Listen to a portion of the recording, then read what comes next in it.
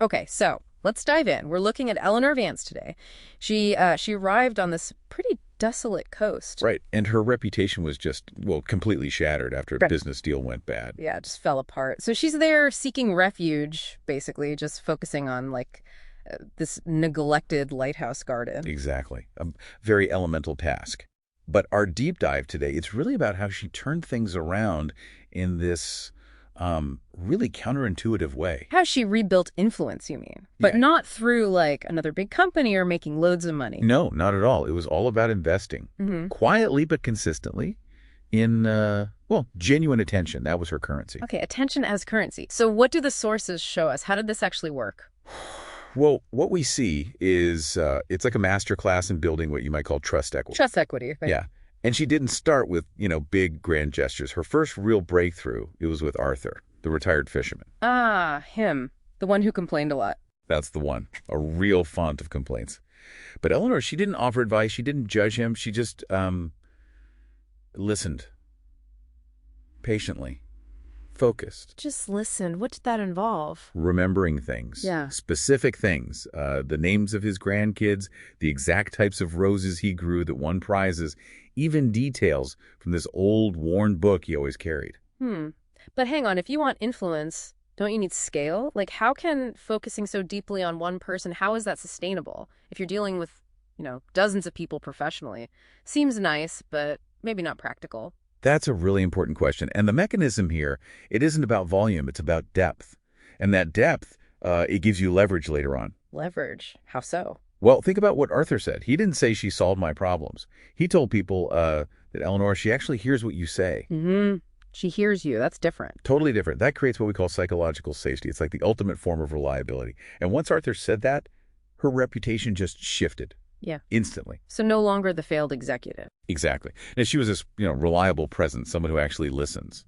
And that foundation, well, that allowed her circle to grow, strategically even. Okay, so that's where others come in, like Maya, the artist, and Ben, the single dad. Yeah. We see Maya, who's struggling with self-doubt, and Ben, who's just, completely overwhelmed. And this wasn't just like making small talk with them either. You said strategically. Right. It was more like strategic stakeholder mapping, but based on really personal investment. She moved past just transactional stuff.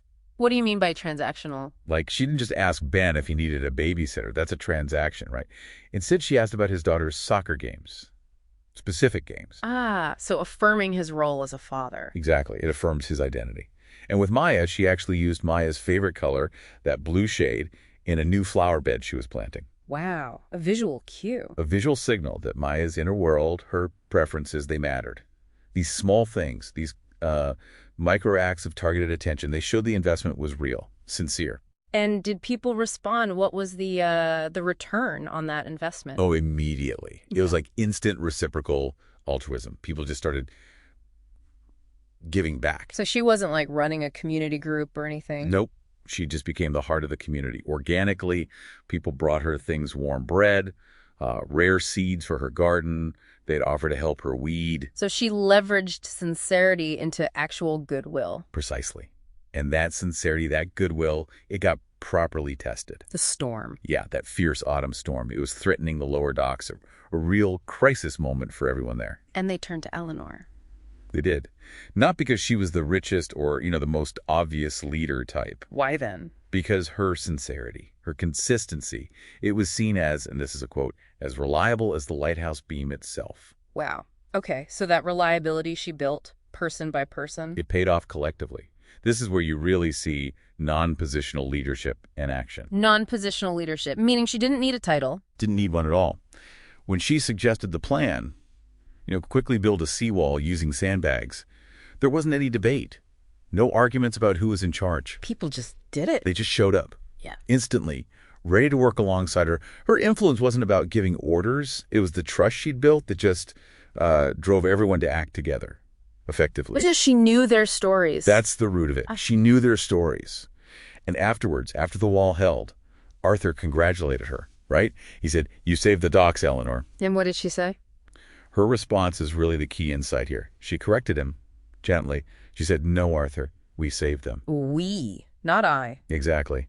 Her realization was profound. She'd gone there seeking refuge from the world, from responsibility maybe, but she actually found incredible strength, real leverage, profound richness in being deeply rooted in that community for shared success. So taking this out to, the listener navigating their own complex worlds, professional or otherwise, what's the core takeaway? I think the core lesson is that real, durable influence, it isn't really built like a structure. It's grown, like her garden, Grown through. through consistent, sincere attention.